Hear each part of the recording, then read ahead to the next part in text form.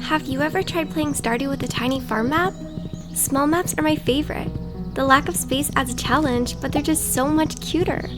I'm going to share with you 5 of my favorite tiny farm maps that I'd recommend for your next playthrough. I'll start with the tiniest and work my way up. First is Natural Mini Farm by 7Kana. It's the smallest one of the day, but has so many great features. Here's the way to town, and then you've got your greenhouse just up here. The spouse area is to the left of the map, right by the entrance to the mountains. My favorite feature is the beautiful waterfall. It looks so peaceful next to Grandpa's shrine. Something unique from this map is the minecart system. Once it's fixed up, it'll link with all the minecarts in town for easy transportation. This is something I just figured out while filming, even though I've done a full playthrough on this map. This pond features a spa. Entering the water from here will allow you to swim and regenerate your energy. So helpful and so cute. I just wish I knew it sooner. Then, down below is a small amount of farming space with blue grass. It's enough space for 1 shed and 1 farm building, with a small section for crops below. 7Kana, the creator of this map, chose custom fish to be caught in the lake. I won't spoil all the possibilities, but for example, largemouth bass and bullheads can be caught, so it's great for making money early on. One final feature I'd like to share with you is the boat. If you click on it, it warps you to the beach. However, it's a one-way system, so you'll have to walk back. This was the map I played Stardew Valley Extended on, and it was such a wonderful playthrough. I used a larger greenhouse and shed mod to help me with space, and I found this area so fun to decorate. I especially love that the ground is fully grass. I think it looks so good with cobblestone flooring. This is Lone Corner Farm by Wind Valley.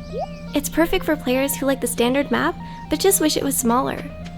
It can be configured to give the starting gifts and benefits of any of the vanilla farm maps, so if you'd like regenerating hardwood or ore, you can make that happen in your GMCM menu. This map has a lot of open space. It allows you to be creative with the design, which is hard to find in a map this small. It's about 1/4 of the size of a standard map. The area behind the farmhouse is one of my favorite features. You have a tucked away area for your spouse, a really cute pond, this warp area up on this hill, stairs to the mountain, and one of the most beautiful entrances to the farm cave that I've ever seen on a map. It's right beside these lovely waterfalls. The selling point for me was truly the beautiful flowing river hugging the side of your farmland. It's easy to see how a feature like this would bring the cuteness of your layout to the next level. Just around this corner is your greenhouse. I love the amount of tillable land this map features. It's still small, but will certainly have room for any farm buildings that you want to have. A map like this allows you to be creative in your layout as well. If you love the standard map and prioritize farmland, I would certainly try this one out right away. This is Jen's Small Beach Farm by Jen F1.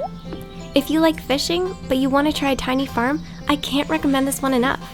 Tucked behind my UI is the standard cave. Then you have a path to the mountains, and over here is your greenhouse. If you play Stardew Valley Extended, then there's going to be a warp to Grandpa's farm just behind the greenhouse. In front of your house, you have a small plot for crops as well, which is really nice. Walking down these stairs, you'll find the beach.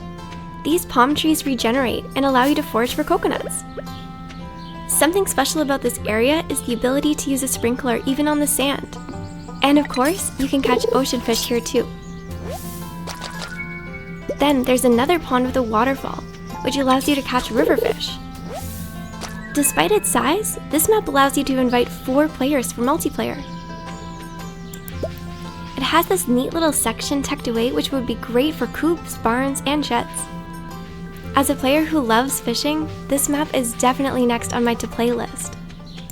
Next is Tiny Garden Farm by Daisy Nico. This farm would just be lovely for players who have a fairy core or witch aesthetic. It really gives me enchanted forest vibes. They've placed these really cute signs around which I really like. As you can tell, here's the way to the Cindersap Forest. The left side of the farm offers more open tillable land, and your greenhouse. There's one more section on top too, for more crop, storage, animals, or whatever you prefer. I think that this central point would be very cute to have your obelisks, and it would be very convenient too. Following this path brings you up to the mountains, and just beside the spouses area, you have a secluded private area for Grandpa's shrine. this detail is really cute. As you can see, you have a decent sized area of land that you can do what you choose with. There's a small cute pond at the bottom for refilling your watering can too. This map offers a similar amount of space to the Lone Corner Farm, but instead of the rivers and openness that you can find in Lone Corner Farm, this feels like a secluded, enchanted forest. Also, these decorations are toggleable in the GMCM menu, so if you don't like them, it's very easy to remove. Finally, this is LNH's Small Farm by Liu Nian Hui. If you're looking for an organized farm that's a small to medium size, this one is certainly for you. As you can see, it comes with planned out roads and fences already. Up here is actually the spouse area, and honestly, I kind of prefer to be up here, hidden by the UI. And all of these decorations can be removed in the GMCM menu. But isn't this waterfall so cute? Up here is going to be your standard farm cave. And right next door is an area for you to place all of your obelisks. The mountain is just up these stairs, and to your left is the greenhouse. Then there's this super cute bridge that you can cross to get to Grandpa's shrine. I really like how he has such a large and beautiful area. And of course, I really like the extra waterfall details as well. Down here is your farmland. There are 2 plots with markers for Junimo huts. It's just perfect if you're looking for an organized design.